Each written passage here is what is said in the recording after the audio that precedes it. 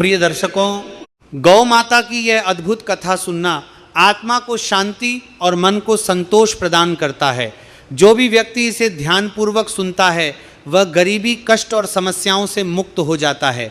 यह कथा हर इंसान को ईश्वर पर विश्वास और जीवन में आस्था रखने की प्रेरणा देती है। सभी सनातन धर्म के श्रद्धालुओं को नमस्कार। हर हर महादेव। कथा आरंभ करने से पहले एक महत्वपूर्ण संदेश गरुड़ पुराण में यह बताया गया है कि अधूरी कथा छोड़ना हमारे धर्म और संस्कारों के विरुद्ध है। यदि आप सच्चे राम भक्त हैं तो इस वीडियो को लाइक करें, चैनल को सब्सक्राइब करें और जय श्री राम लिखकर भगवान के प्रति अपनी आस्था दिखाएं। गांव के एक छोटे से किनारे पर नीम के विशाल पेड़ के नीचे एक बूढ़ा गरुड़ आराम से बैठा हुआ था। उसकी पंखों की चमक मंद हो चुकी थी और उसकी आंखों में समय के साथ आई थकान साफ दिखाई देती थी। हालांकि उसकी आंखों में ज्ञान और जीवन के गहरे अनुभवों की झलक थी। उसे अब उड़ने में कठिनाई होती थी, लेकिन वह अपने जीवन के अनुभवों को दूसरों के साथ बांटना चाहता था। गांव के बच्चे अक्सर उसके पास आते थे और उसकी कहानियां सुनने के लिए उसकी ओर आकर्षित होते थे। एक दिन गांव के बच्चों में से एक छोटा लड़का जिसका नाम वीर था गरुड़ के पास आया। वह उत्सुकता से पूछता है, बूढ़े गरुड़ जी, आपने बहुत कुछ देखा है, आपने बहुत कुछ सीखा है, कृपया हमें एक ऐसी कहानी सुनाइए जो हमारे जीवन को समझने में मदद कर सके। गरुड़ अपनी धीमी आवाज में मुस्कुराते हुए बोला, तुम जानना चाहते हो तो मैं तुम्हें एक ऐसी कहानी सुनाऊंगा जो गौ माता की सेवा से जुड़ी है। ये कहानी तुम्हारे जीवन के लिए एक मार्ग बन सकती है। कहानी की शुरुआत उस समय से होती है जब धरती पर जीवन की शुरुआत हुई थी। गौ माता यानी गाय को भगवान द्वारा धरती पर भेजा गया था ताकि वह सभी प्राणियों की सेवा कर सके। गौ माता का दूध, गोबर और गोमूत्र हर प्राणी रानी के लिए वरदान था। यह न केवल शरीर के लिए लाभकारी था बल्कि आत्मा को भी शांति प्रदान करता था। गांव में एक युवक था जिसका नाम वीर था। वह दिल से एक नेक और ईमानदार लड़का था जो अपने परिवार की गायों की देखभाल बड़े प्यार से करता था।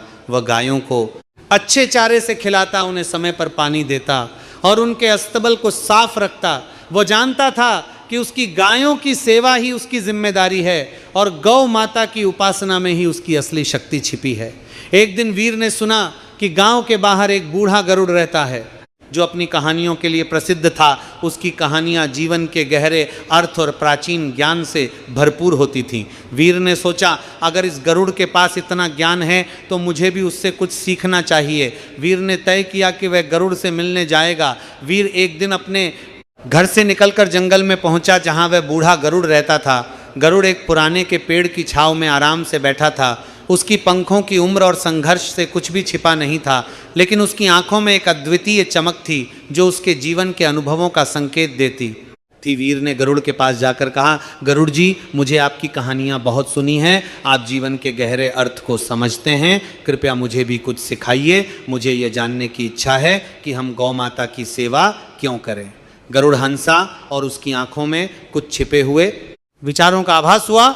उसने वीर से कहा, तुमने बहुत अच्छा सवाल पूछा है वीर। गौ माता के साथ हमारी सेवा का संबंध केवल एक भौतिक कर्तव्य नहीं है, यह एक आध्यात्मिक संबंध है जो हमारे जीवन के हर पहलू को प्रभावित करता है। जब हम गौ माता की सेवा करते हैं तो हम जीवन के वास्तविक अर्थ को समझ पाते हैं। गरुड़ ने वीर को बताया कि गौ माता का दूध सिर्फ शारीरिक पोषण नहीं प्रदान करता बल्कि यह मानसिक शांति और संतुलन भी लाता है। क्या तुम जानते हो?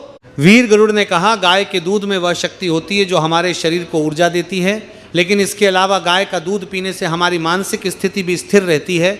यही कारण है कि प्राचीन काल में संत महात्मा और ऋषि मुनि गाय के दूध का सेवन करते थे। गरुड़ ने आगे कहा, गाय का गोबर और गोमूत्र भी बहुत ही लाभकारी होते हैं। गोमूत्र का उपयोग आयुर्वेद में प्राचीन काल से होता आया है। यह शरीर से विषाक्त पदार्थों को बाहर निकालने का काम करता है और रोग प्रतिरोधक क्षमता को बढ़ाता है। वही गोबर से बनी खाद प्राकृतिक रूप से खेतों की उपज बढ़ाती है। इस प्रकार गौ माता की सेवा केवल हमारे शरीर के लिए नहीं बल्कि समग्र पर्यावरण के लिए भी आवश्यक है। वीर को यह सब सुनकर गहरी समझ आई। उसने महसूस किया कि गौ माता न केवल उसे शारीरिक रूप से स्वस्थ रखती है बल्कि उसकी मानसिक और आध्यात्मिक स्थिति को भी स्थिर बनाए रखती है। उसने सोचा अगर गौ माता की सेवा करने से जीवन में इतनी सारी अच्छाइयाँ आ सकती है तो मैं और मेरे गांव के लोग इसके महत्व को समझने में क्या कसर छोड़ सकते हैं। गौ माता की सेवा का गरुड़ की बनाए रखती है।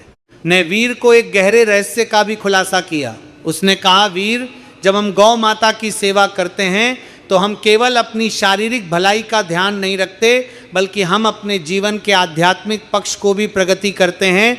गौ माता की पूजा और सेवा से हमें जीवन में संतुलन मिलता है, हमारे कर्म शुद्ध होते हैं और हम आत्मिक शांति महसूस करते हैं। गौ माता का दूध हमें पवित्रता की ओर ले जाता है और गोबर और गोमूत्र हमारे जीवन में शुद्धता का संचार करते हैं। यही कारण है कि प्राचीन धर्म ग्रंथों में गौ माता को माता के रूप में पूजा गया है। वो हमें केवल शरीर ही नहीं बल्कि आत्मा की भी पोषण करती है। वीर को अब ये समझ में आ गया था कि गौ माता की सेवा न केवल व्यक्तिगत लाभ के लिए है बल्कि ये समाज और रह धरती की सेवा भी है। उसने ठान लिया कि वह गौ माता की सेवा में और अधिक समय लगाएगा और गांव के अन्य लोगों को भी इसके महत्व के बारे में बताएगा, जीवन के कर्तव्यों को समझना। कहानी के अंत में गरुड़ ने वीर से कहा, तुम अब यह समझ गए हो कि गौ माता की सेवा का महत्व केवल हमारी भलाई तक सीमित नहीं है, यह हमारी आत्मा की उन्नति के लिए भी आवश्यक है। गौ माता की सेवा करते हुए हम न केवल स्वयं को बल्कि पूरे समाज और पर्यावरण को भी समृद्धि और शांति प्रदान करते हैं। तुम्हारे द्वारा किया गया हर छोटा सा कार्य अगर तुम गौ माता की सेवा के रूप में करते हो तो वह कार्य अपने आप सफल होता है।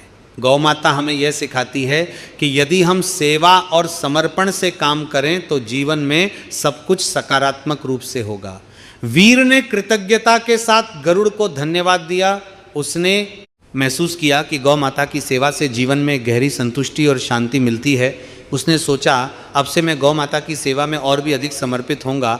गांव लौटते समय वीर ने यह ठान लिया कि वह अपनी पूरी ताकत और श्रद्धा के साथ गौ माता की सेवा करेगा और अपने गांव में इस संदेश को फैलाए कि गौ माता की सेवा करना सिर्फ एक धार्मिक कर्तव्य नहीं बल्कि जीवन की असली समझ और संतुलन पाने का सबसे महत्वपूर्ण तरीका है। प्रिय साथियों, इस कथा के बारे में आपके विचारों का हमें बेसब्र से इंतजार रहेगा। अगर यह कथा आपके लिए प्रेरणादायक साबित हुई हो तो कृपया इसे लाइक करें और इसे अपने प्रियजनों के साथ साझा करें। साथ ही कमेंट बॉक्स में जय श्री कृष्णा लिखकर अपनी भक्ति व्यक्त करें। इस वीडियो को पूरा देखने के लिए आपका दिल से आभारी प्रदर्शन करें। जय श्री राम।